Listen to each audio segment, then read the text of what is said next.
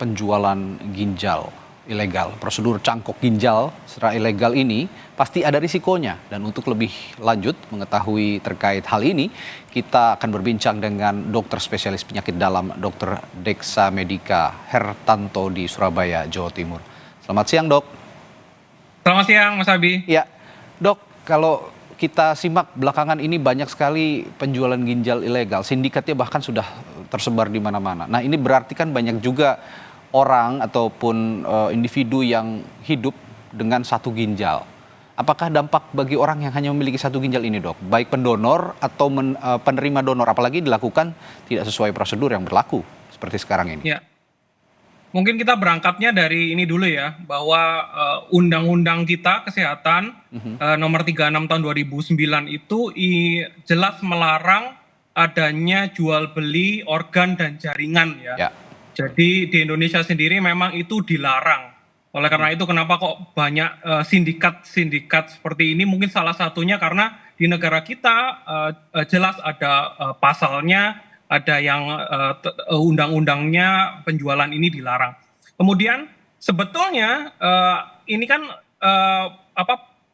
masalahnya ada pada kondisi seseorang yang mengalami gagal ginjal stadium akhir, lalu dia membutuhkan terapi pengganti ginjal. Sebetulnya terapi pengganti ginjal ada 3. Yang pertama cuci darah dengan mesin, hemodialisis. Yang kedua dengan CAPD, dengan perutnya sendiri, peritoneum. Kemudian yang 3, transplantasi ginjal. Yang 2 hal ini, yang cuci darah dengan mesin dan CAPD, itu membutuhkan alat ya. Dan dia harus melakukan tiap hari mengganti atau ke rumah sakit. Sedangkan untuk transplantasi ginjal ada kemungkinan pasien tersebut tidak perlu harus cuci darah karena ada ginjal baru. Jadi sebenarnya prosedur ini jika dilakukan dengan tepat dan benar, itu bisa sangat membantu pasien-pasien gagal ginjal tahap akhir yang membutuhkan ginjal untuk menjalankan fungsinya. Lalu problemnya yang kedua adalah yang timbul, apakah aman orang yang mendonorkan ginjal ini dan dia bisa hidup dengan satu ginjal? Sebenarnya jika sekali lagi dilakukan dengan prosedur yang tepat, sebenarnya kita bisa hidup hanya dengan 1/4 ginjal. Jadi living with one kidney atau satu ginjal itu sebenarnya nggak ada masalah dengan mengikuti pola hidup sehat seperti orang biasa. Mungkin itu. Baik. Jadi yang jadi catatan itu sebenarnya prosedurnya ya, Dok ya. Mau yang mendonorkan ataupun yang menerima donor itu jika prosedurnya dilakukan dengan sesuai prosedur lah begitu ya, dengan baik, itu tidak akan jadi masalah. Nah, jadi prosedur yang sebenar-benarnya yang legal maksud saya, prosedur cangkok ginjal di Indonesia itu seperti apa yang aman baik untuk pendonor maupun yang menerima donor? Ya, jadi untuk sebelum memulai proses untuk mendonorkan ginjal dan transplantasi ginjal itu melalui beberapa prosedur yang ketat ya. Ya, antara pasien dan pendonor, penerima dan pendonor ini harus dipertemukan, kemudian close relative atau keluarga terdekat tanpa adanya imbalan finansial atau imbalan yang lain. Jadi itu yang perlu di-highlight. Jadi memang ini harus dilakukan secara sukarela. Yang pertama itu. Yang kedua, dilakukan serangkaian tes. Karena apa? Kita membutuhkan ginjal yang benar-benar baik untuk bisa diterima. Percuma dong kalau misalnya ginjalnya tidak baik, kemudian penerimanya mendapatkan ginjal yang tidak baik, prosedurnya akan menjadi sia-sia. Karena yang dibutuhkan benar-benar untuk transplantasi ginjal, ini kan ingin mengembalikan, bukan mengembalikan ya, ingin membuat pasien itu dapat menjalankan fungsi ginjal yang ia terima karena ada gagal dalam melakukan transplantasi ginjal. Jadi serangkaian prosedur mulai dari tes kompatibilitas antibodi, darah dan lain-lain sehingga prosedur itu aman baik pendonor ataupun penerima dan harus dilakukan secara higienis dan benar-benar melalui prosedur yang aseptik. Jadi nggak hanya asal ambil kemudian pasang. Jadi sebenarnya prosesnya panjang sih. Baik. Yang perlu jadi catatan juga tadi juga sebenarnya tidak ada pungutan biaya dan harus sukarela begitu ya diberikan oleh si pendonor maupun si penerima donor.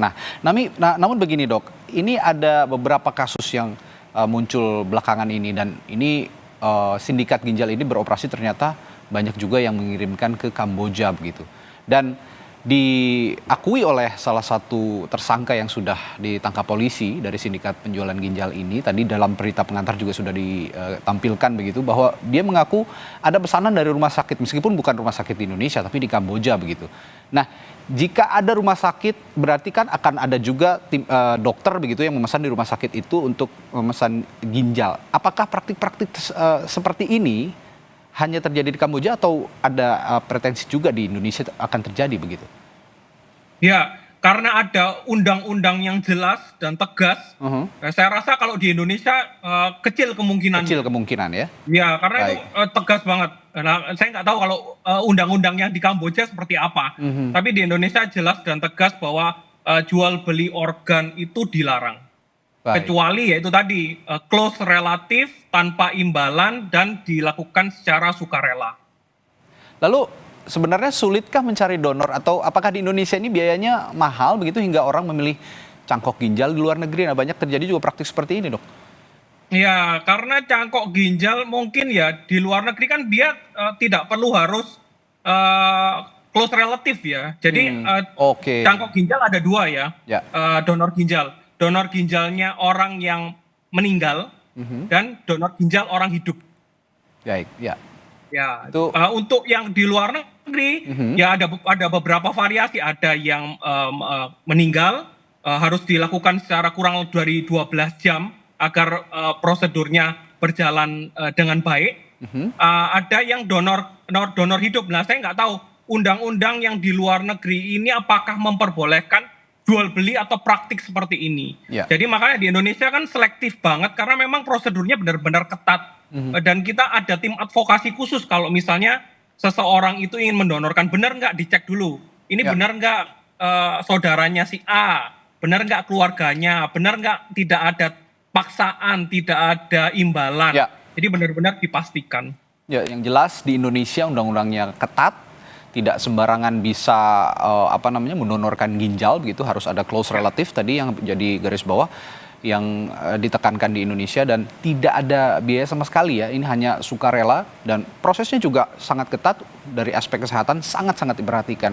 Bahkan jika kita menjalani dengan prosedur yang sesuai begitu kata dokter tadi, bahkan seperempat ginjal saja kita masih bisa hidup begitu ya.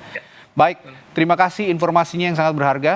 Sama-sama, Dokter Mas Aldi. spesialis penyakit dalam, Dr. Deksa Medika Hartanto dari Surabaya, Jawa Timur, telah berbagi informasi di Kompas Siang. Terima kasih, Dok.